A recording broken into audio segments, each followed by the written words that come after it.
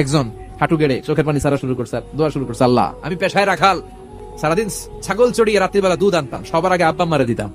একদিন গভীর রাতে এসে দেখি আব্বা আম্মা ঘুমায়।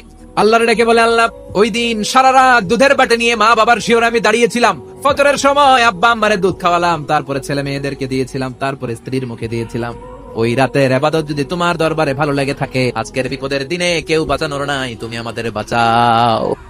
মুহূর্তের মধ্যে বিশাল পাথর খণ্ডটা 1/3 ডান দিকে সরে যায়। দ্বিতীয় জন হাঁটু গেড়ে আবার চোখের পানি ছেড়ে আল্লাহরে ডেকে বলে, আল্লাহ গুণবতী রূপবতী আমার এক চাচাতো বোন ছিল, তার প্রেমে আমি ছিলাম পাগল পাড়া, কিন্তু সে তো আমার ডাকে সাড়া দেয় না। চাচাতো বোন আমারে বলে 100 স্বর্ণ মুদ্রা যেদিন দিতে পারবা ওই দিন আমারে পাবা।